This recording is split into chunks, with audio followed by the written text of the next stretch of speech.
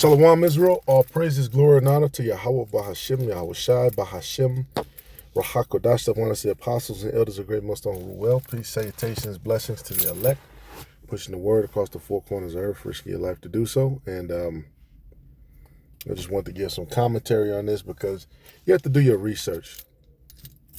You have to do your due diligence. Everything Esau tells you. Because just like this basically is the new food pyramid they put out, which they got proteins and vegetables, at the top.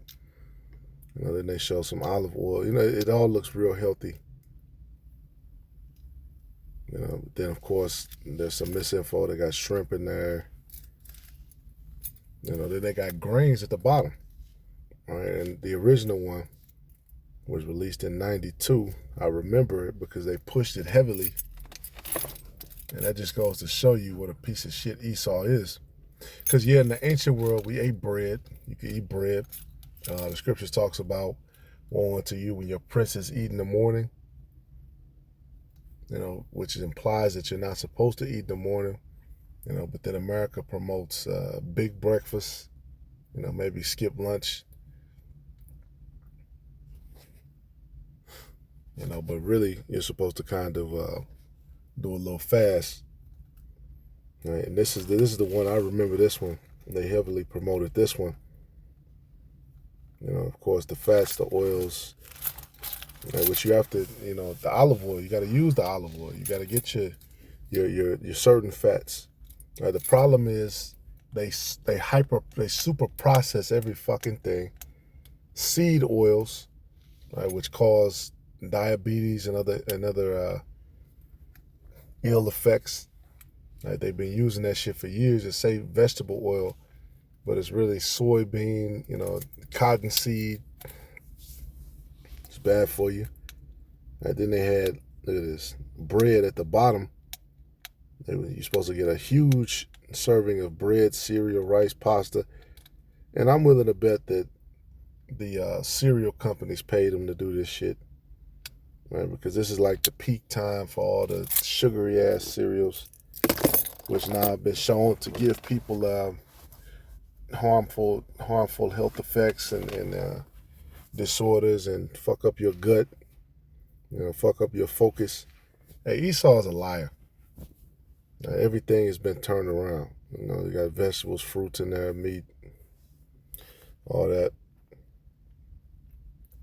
Which you probably didn't eat meat every day because you have to actually cut up the animal.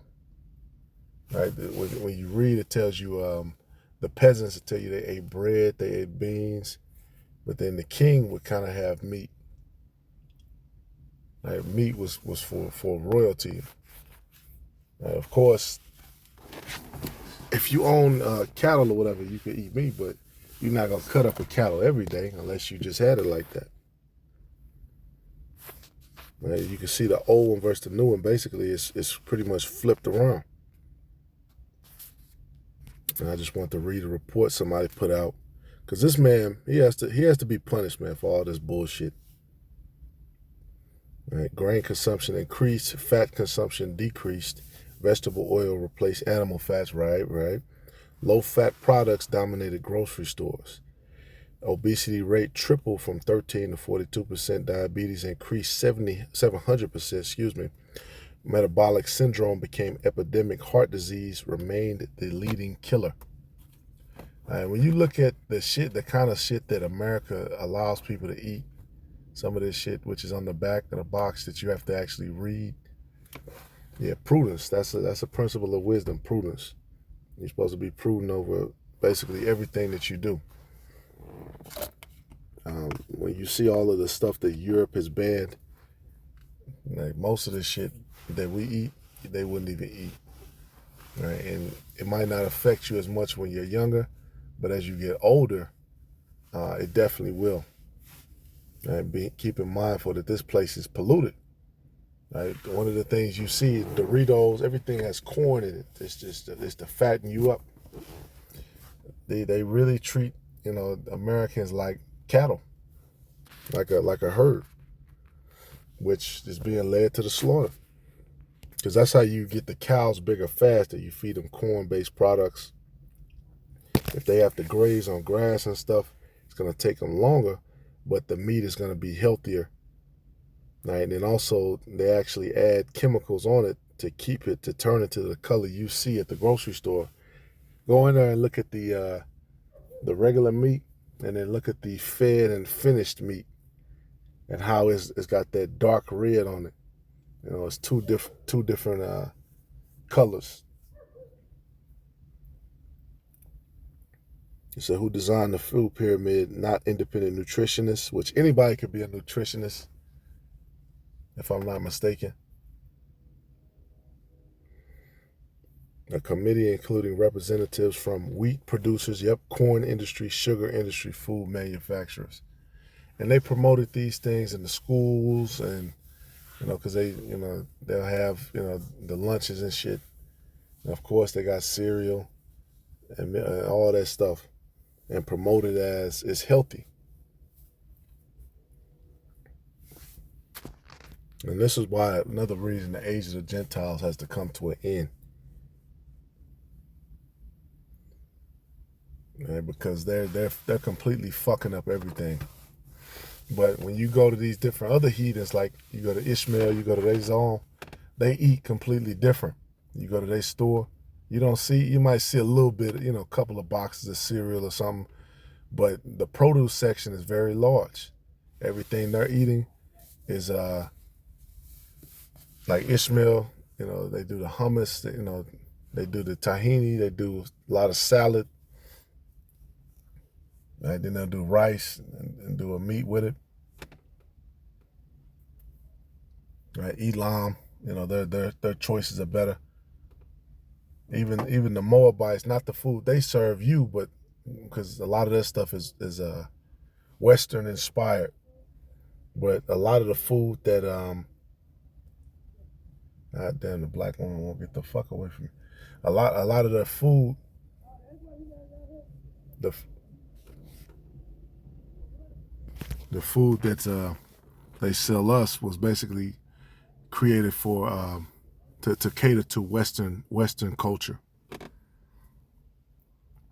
All right, in India, ain't no lamb Rogan, or it might be now, but with no lamb Rogan, Josh, and all this.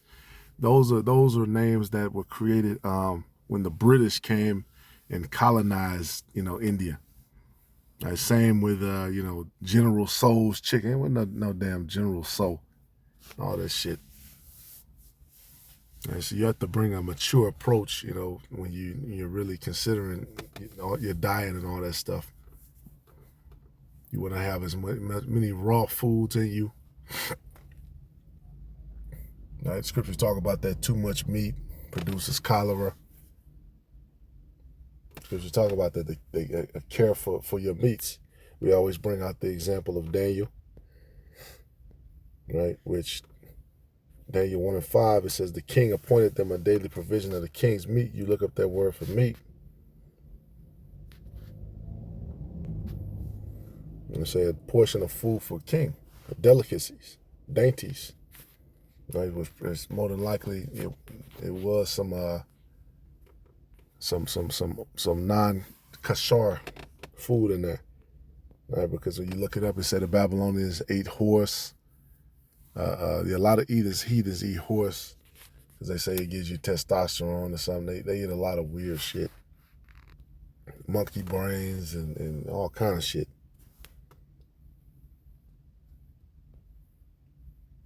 Right. This is why and these same heathens who follow Esau, who see all this pollution and all this destruction he's caused, they follow him. They have all these secret meetings and shit with him, and it's all gonna be brought to naught. Right. This is Psalms 33:8. It said, "Let all the earth fear the Lord. Let all the inhabitants of the world stand in awe of him.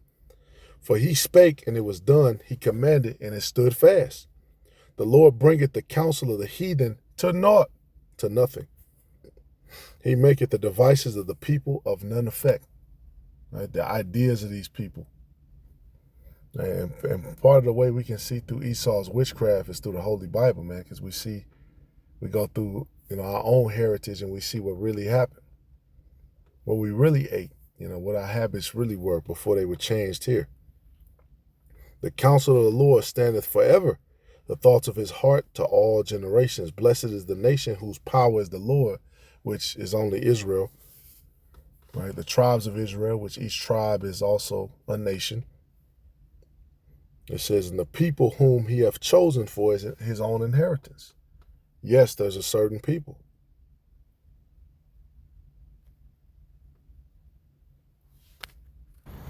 And I believe whatever's going to happen, 2026 is going to be a key year.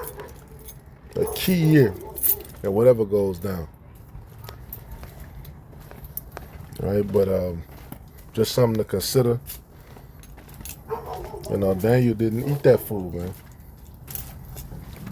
That's another principle of wisdom, too. Temperance. Certain things you just can't partake in. You just got to give it up. He's just not going to do it. All right, and that's what propelled him to become, a leader in Babylon, and for him to be able to advocate for his people in the first place. All right, so just some good habits to follow. Shalom to the elect.